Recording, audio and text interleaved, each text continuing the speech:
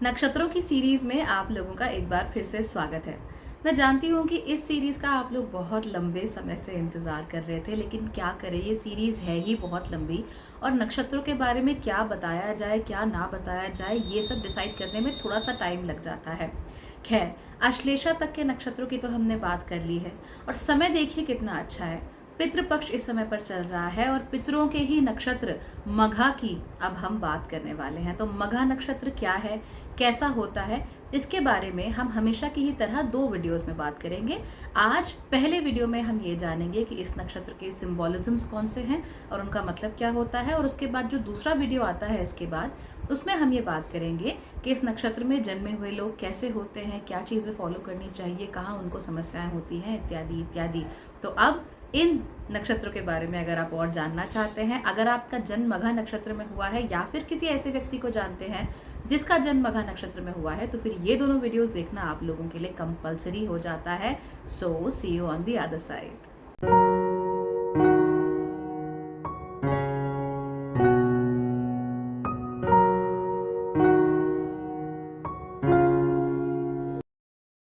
नमस्ते। Bhagyashree holistic astrology में आप लोगों का एक बार फिर से स्वागत है।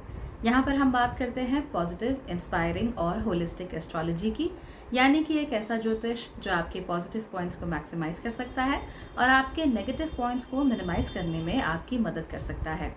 आज के वीडियो में हम बात करने वाले हैं मघा नक्षत्र की।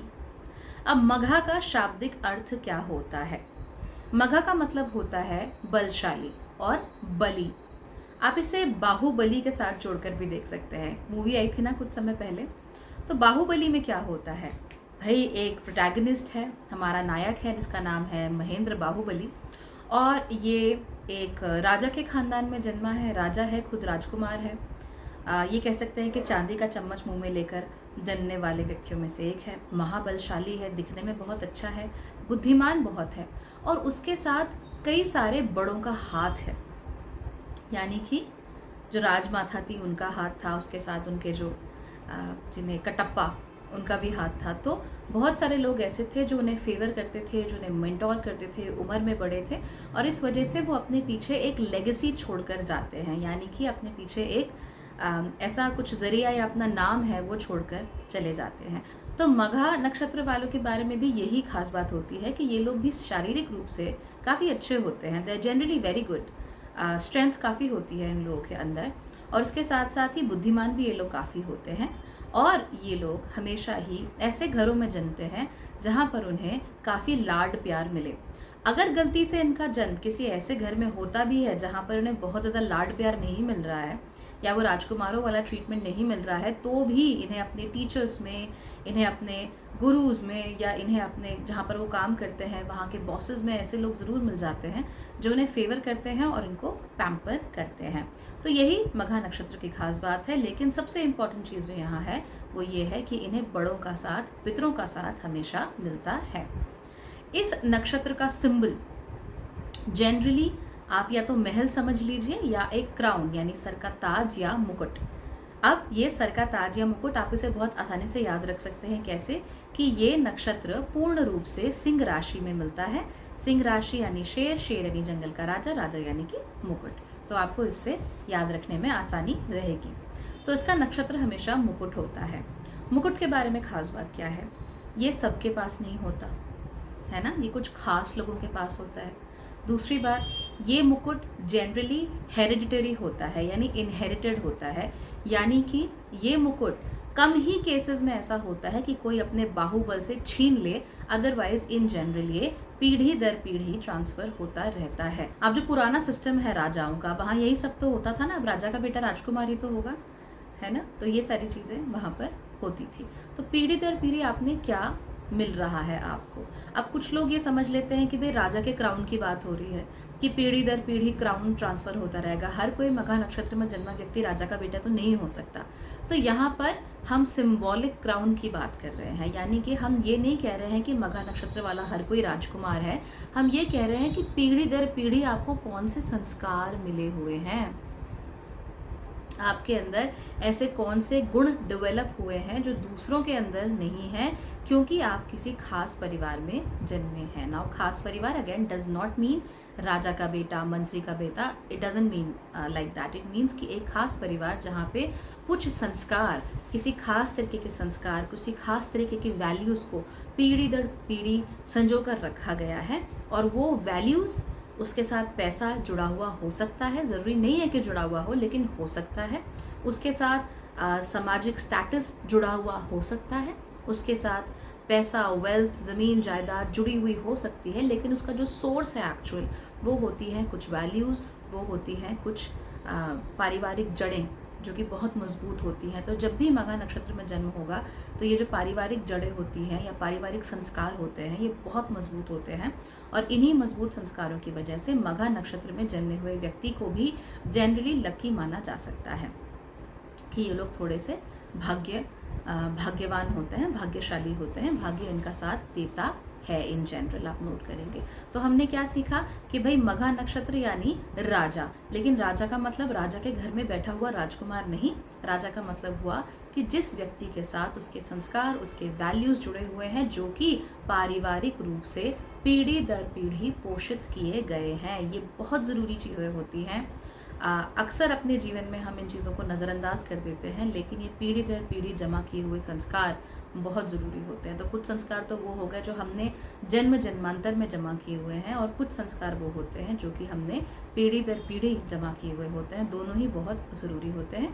मघा नक्षत्र में अगर आपका जन्म हुआ है तो ये पीढ़ी दर पीढ़ी वाले संस्कार आपके स्ट्रॉन्ग होते हैं, और उसकी वजह से आपको जनरली मदद भी मिलती है। इस नक्षत्र के देवता होते हैं पितृ। पितृ कौन हुए? पितृ हमारे वो एंसेस्टर्स हैं जो अब इस दुनिया में नहीं रहे, यानी हमसे पहले हमारी फैमिली लिनियज में कौन व्यक्ति थे जिनका जन्म हुआ था, जो कि अब ये संसार छोड़कर पितृ योनि में चले गए हैं, पितृ बन गए हैं हमारे। ओके, तो ये लोग पितृ पक्ष में ऐसा माना जाता है कि अपने हिस्से का खाना कह लीजिए, या अपने हिस्से का फूड या नरिशमेंट ग्रहण करने के लिए पृथ्वी पर आते हैं। तो they live in a separate dimension, और वो उस डिमेंशन से हमारे डिमेंशन में ऐसा माना जाता है कि आते हैं, और हम उनके लिए दान तर्पण करते हैं, श्राद्ध करते हैं, सो दैट वो लोग तृप्त रहें। ओके, सबसे ज़्यादा तृप्ति पितरों को तब होती है जब वो अपने घर में अपने परिवार को बढ़ता हुआ देखते हैं, उन्हें खुश देखते हैं, आपस में लड़ाई झगड़ा ना हो रहा हो, मनमुटाव ना हो, लोगों की आपस में तलवारें ना खिंची हुई हो। इससे पितरों को बहुत शांति मिलती है। उनके परिवार के लोग आगे बढ़ रहे हैं, सुख शांति है परिवार में, धन धान्य है, इन सब चीज़ों से पितरों को बहुत शांति मिलती है। तो दान तर्पण वगैरह तो कीजिए, that is very important, but परिवार में शांति कैसे बनाए रखनी है, और अनकम्फर्टेबल शांति नहीं कि चलो एक दूसरे से मुँह ही मोड़ के 2 किचन अलग कर लिए, वो वाली शांति नहीं। शांति ऐसी कि भाई परिवार में है तो एक दूसरे का साथ दे रहे हैं और सब लोग मिलकर एक साथ खुश हैं। इन मामलों में I am a bit old school, my thinking in this case is a bit old school. आपको जैसा भी ठीक लगे अपने लिए वो सही है, लेकिन फिर भी परिवार में शांति होनी चाहिए, तभी सुख समृद्धि आती है। और पितृ यही देखना चाहते हैं, और ये देखकर ना सिर्फ दान तर्पण से, बल्कि ये देखकर that we are happy and हम प्रॉस्पर कर रहे हैं, उनसे भी उनको बहुत खुशी मिलती है, और वो हमें आशीष देकर जाते हैं। ओके, सो ये पितृपक्ष की बात हुई। तो अब पितृ क्योंकि देवता है, इसीलिए बहुत ज़रूरी होता है कि आप लोग जिनका जन्म मघा नक्षत्र में हुआ है, वो लोग अपने पितरों के लिए या तो दान, श्राद्ध या तर्पण ज़रूर करते रहें। पितृपक्ष में करेंगे तो नेचुरल सी बात है कि अच्छा होता है। अगर पितृपक्ष में आप लोग नहीं कर पाते हैं, कहीं बाहर हैं, किसी दूसरे देश में रहते हैं, तो अपने पितरों के नाम से आप लोग डोनेशंस भी कर सकते हैं, वो भी आप लोगों के लिए जनरली अच्छा होता है। इसके अलावा अपने पितरों के जो संस्कार होते हैं, जो वैल्यूज़ होती हैं, उनको भी अपहोल्ड करके रखना ज़रूरी होता है। जब हम ऐसा करते हैं तो हमें जनरली अच्छे लाभकारी चीज़ें हमें ज़रूर मिलती हैं। सो अगेन पितरों का आशीर्वाद हम लोगों के लिए बहुत ज़रूरी है जिनका जन्म मघा नक्षत्र में होता है, राइट। सो हमेशा इस बात का ध्यान रखिए। दूसरी बात, इस नक्षत्र के स्वामी कौन है? इस नक्षत्र के स्वामी होते हैं केतु। अब केतु का नक्षत्र, आप कहेंगे कि भाई सब कुछ मिला हुआ है, केतु तो एकदम डिटैच है दुनिया से, लेकिन आप कह रहे हैं कि इनको वेल्थ भी मिलेगा, लक भी मिलेगा, सब मिलेगा। ठीक है, केतु वैसे छाया ग्रह है, लेकिन ये डिटैच्ड ग्रह है। और मैंने आपको अपने एक वीडियो में सीक्रेट्स अबाउट केतु में ये भी बताया था कि केतु हमें ये बताता है कि हम क्या अचीव कर चुके हैं। तो हम क्या अचीव कर चुके हैं? हम अचीव कर चुके हैं वर्ल्डली विजडम, हम अचीव कर चुके हैं वेल्थ, हम अचीव कर चुके हैं पैसा, हम अचीव कर चुके हैं स्टेटस। और जब मघा नक्षत्र में आपका जन्म होगा तो ये चीज़ें आपको नेचुरली मिल जाती हैं। यानी केतु ने ये चीज़ें अचीव तो पहले से ही कर ली हैं, लेकिन जब मघा नक्षत्र होगा तो वो आपको बाय डिफ़ॉल्ट ये चीज़ें दे देगा। जैसे कि अकाउंट्स में करते हैं ना कि हम पिछले साल का नए साल में कैरी फॉरवर्ड कर लेते हैं, या फिर जैसे कई बार मोबाइल प्लान्स में डेटा कैरी फॉरवर्ड हो जाता है, तो उसी तरीके से केतु यहाँ पर आपके पिछले जन्म के जो संचित किए हुए वेल्थ है या आपकी संचित की हुई अच्छी चीज़ें हैं, अच्छे संस्कार हैं, उनको यहाँ पर लेके आ जाता है, जिसकी वजह से आपको लक मिलता है। So there Ketu helps you a lot. और केतु उसके साथ साथ ही मोक्ष कारक होता है, मोक्ष प्रदान करता है। 12वें घर से केतु का बड़ा संबंध होता है। तो उस केस में क्या होता है कि हम जिस 3 डिमेंशनल रियलिटी में रह रहे हैं उसके बाहर के डिमेंशंस में क्या है जो पैरानॉर्मल है, ठीक है, जो नॉर्मल नहीं है, नॉर्मल के ऊपर है, या कहते हैं सुपर नॉर्मल कह सकते हैं जिसको, वो चीज़ें होती हैं जो, तो इन चीज़ों पर उसका ध्यान काफ़ी ज़्यादा होता है। इसीलिए भगवान पर अगाध विश्वास इन लोगों का हमेशा ही बना रहता है। और दुनिया में रहते हैं, अपनी सारी रिस्पॉन्सिबिलिटीज़ ये लोग पूरी करते हैं, लेकिन उसके बावजूद भी इनका जो पर्पस होता है जीवन में वो हमेशा आगे बढ़ना होता है, एक स्टेप आगे लेना होता है। पुरुषार्थ भले ही इनका अर्थ हो पैसा कमाना, पैसा का संचय करना, रिसोर्सेज का संचय करना, उसके बावजूद भी एक बहुत ही रिलीजियस बेंट ऑफ माइंड इन लोगों का हमेशा ही होता है। तो धर्म की जो ध्वजा है वो इस केस में केतु बन जाती है। उसके साथ साथ ही क्योंकि 12वें घर से केतु का संबंध होता है, इस दुनिया के बाहर की जो दुनिया है उसके साथ केतु का संबंध होता है, तो हमें ये भी देखना चाहिए कि पितृ भी obviously they are not existing on this plane. वो इस 3 डिमेंशनल रियलिटी में या इस प्लेन में जहाँ हम विचरते हैं, इस फिजिकल रियलिटी में वो एग्जिस्ट नहीं करते हैं। ओके, तो उनका जो एग्जिस्टेंस है वो उसके बाहर है। केतु ही आपको इस बाहर की चीज़ों के साथ कनेक्ट करके रख सकता है। Okay, so very very important here. And याद रखिए कि केतु हमेशा एक मंगल जैसा होता है। सो मंगल जैसे अग्रेसिव है, अग्रेसिवली आगे बढ़ता है, तो उसका एक शैडो मंगल कह सकते हो आप केतु को। तो केतु की वही आदतें होती हैं जो मंगल की होती हैं, but in the opposite direction. तो यही वजह है कि केतु अब अचीव कर चुका है, मंगल अचीव करना चाहता है, केतु अचीव कर चुका है और अब वो कुछ नहीं करना चाहता। सो उसको वेल्थ मिल चुकी है, उसे आशीर्वाद मिल चुका है, और अब वो आगे बढ़ना, वर्ल्डली कम से कम जो चीज़ें हैं उनको अचीव करके नहीं रखना चाहता। ये मान लीजिए कोई टेनिस में नंबर 1 खिलाड़ी बन गया, या क्रिकेट में इंडिया की टीम जो है वो नंबर 1 बन गई है, तो अचीवमेंट हो गया है, मंगल का इस्तेमाल हो गया है, अचीव कर लिया नंबर 1 का स्पॉट। लेकिन अब उसे बनाए रखना, उसे सस्टेन करना, उसके लिए जो रिसोर्सेज लगते हैं वो अपने पुरुषार्थ के थ्रू कमाना और चीज़ों का स्टेटस को मेंटेन करके रखना, ये मघा नक्षत्र के लिए ज़रूरी होता है। और अगर आप राजाओं का जो नीड है, या फिर डेमोक्रेसी में भी जो हमारे मंत्री होते हैं या नेता लोग होते हैं, उनका ज़रूरत क्या है, गवर्नमेंट की क्या ज़रूरत है, राजाओं की क्या ज़रूरत है? ज़रूरत ये है कि पहली बात तो जो स्टेटस को है उसको बना कर रखा जाए, यानी उससे डिटेरियोरेट ना होने दिया जाए, उससे ख़राब ना होने दिया जाए। जहाँ तक आ चुके हैं वहाँ तक कम से कम बना के रखा जाए, पीछे ना धकेला जाए। और दूसरी बात कि उनको थोड़ी सी गति भी दी जाए, यानी कि एक तो पीछे नहीं जाना है, तो एक वहाँ पर आपको एक मैंडेटरी बेंचमार्क है कि इसके नीचे नहीं जाना है, इसके पीछे नहीं जाना है, लेकिन उसके साथ साथ ही थोड़ा आगे भी बढ़ाकर ले जाना है। अब तो राजा का हो, चाहे नेताओं का हो, चाहे मंत्रियों का हो, चाहे किसी का भी हो, काम हमेशा जो भी एडमिनिस्ट्रेशन में बंदा बैठा होता है उसका यही होता है। और केतु का भी काम यही होता है कि वो अपनी ध्वजा धारण करके बैठ चुका है कि ये है, इसके नीचे तो मैं नहीं जाऊँगा, इसके पीछे मैं नहीं जाऊँगा। Okay, so this is what happens with Ketu. इस नक्षत्र का तत्व क्या है? इस नक्षत्र का तत्व है अग्नि का तत्व।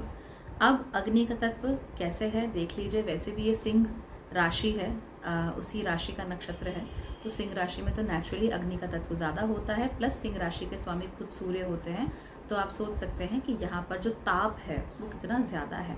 और ऐसा कहा जाता है कि तपकर ही सोना बनता है, कंचन बनता है।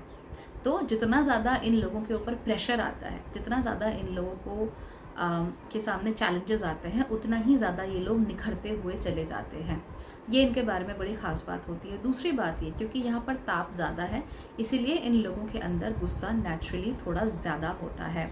और गुस्सा ऐसा नहीं है कि बात बात पर तुनक मिजाजी करेंगे, ऐसा नहीं होता, लेकिन डिस्ट्रक्टिव गुस्सा जिसको कह सकते हैं ना, वो इन लोगों के अंदर काफ़ी होता है। ख़ास तौर पे जब ये टीनेजर्स होते हैं, जब उनके अंदर हार्मोनल चेंजेस काफ़ी हो रहे होते हैं, ये अपनी आइडेंटिटी डिस्कवर कर रहे होते हैं, दुनिया के साथ इनका क्या रिश्ता है, ये कौन है, you know, it becomes very important when you're a teenager कि who am I, me versus the world. ये बड़ी इंपॉर्टेंट चीज़ें होती हैं उस समय पर।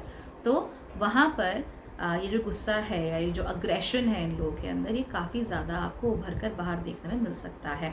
इन जनरल ये लोग गुस्सा नहीं करेंगे, जब तक हो सकता है चट्टान की तरह सब कुछ सहते रहेंगे, लेकिन अगर गुस्सा आ गया तो फिर काम खराब हो जाता है।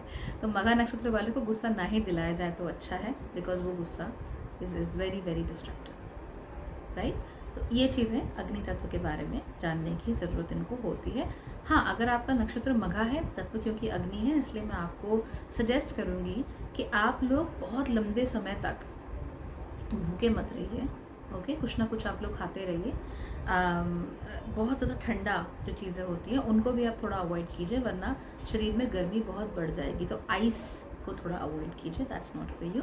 अदरवाइज यू नो, अग्नि का तत्व जो है वो आपको पावर भी देता है, अग्रेशन भी देता है, शक्ति भी देता है आगे बढ़ने की, और आप लोग थकते नहीं हैं, रुकते नहीं हैं।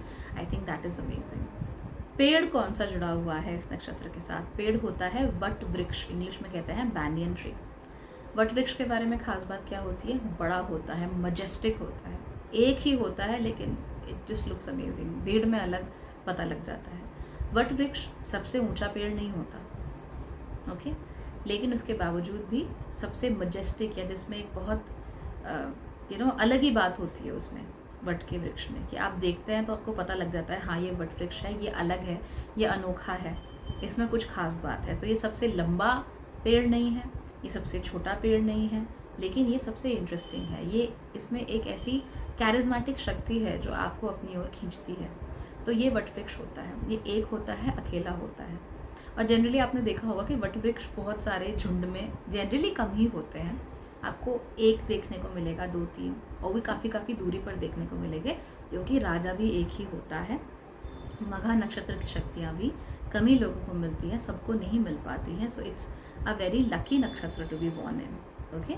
तो वट वृक्ष की तरह आप भी होते हो, मजेस्टिक होते हो, चाहे दिखने में सबसे सुंदर आप लोग ना हो, चाहे सबसे टॉल ना हो, चाहे सबसे खूबसूरत ना हो, चाहे सबसे वेल रेड ना हो, चाहे सबसे वेल एजुकेटेड ना हो, चाहे आप लोग किसी बहुत बड़े परिवार में ना जन्मे हो, उसके बावजूद भी आपने ऐसा कुछ होता है कि लोगों की नज़र स्वतः ही आपकी तरफ चली जाती है, आप अटेंशन भी गेन करते हो, आप अट्रैक्शन भी अपनी तरफ रखते हो, and this generally gives you very very good results, okay. इस नक्षत्र की योनि है मूषक, यानी कि माउस, रैट।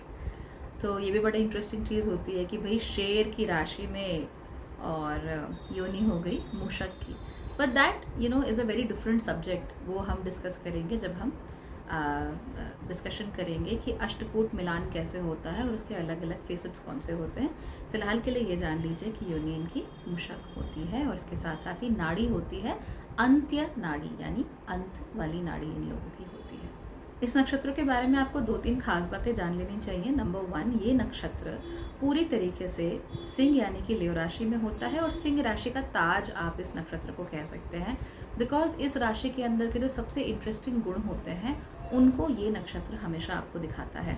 दूसरा जो नक्षत्र यहाँ पर आता है वो है पूर्व फाल्गुनी, वो भी पूरी तरीके से सिंह राशि में होता है, लेकिन पूर्व फाल्गुनी नक्षत्र में सिंह राशि के जो ब्यूटीफुल क्वालिटीज़ होती हैं, हैप्पीनेस वाली जो क्वालिटीज़ होती हैं, जो होमली क्वालिटीज़ होती हैं, वो ज़्यादा नज़र आती हैं।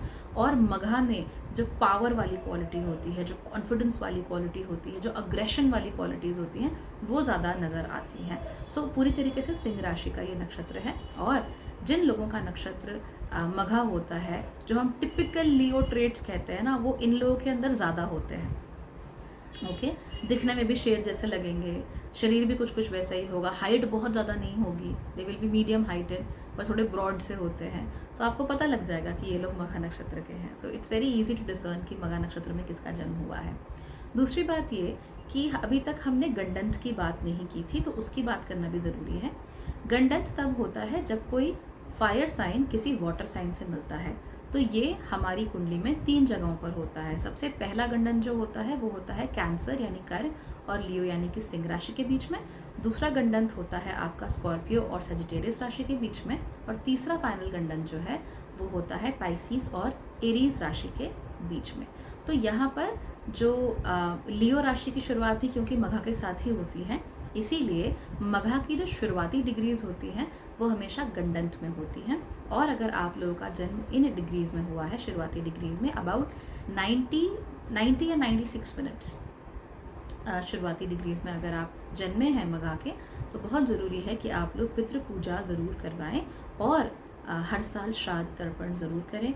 अगर और कुछ नहीं कर सकते तो कम से कम अमावस्या के दिन अपने पितरों के नाम पर आप लोग दान ज़रूर दिया कीजिए। उससे आपको बहुत अच्छा रहता है, लाइफ जनरली अच्छी कटती है और जो आपके विघ्न बाधाएं होती हैं वो भी मिट जाती हैं।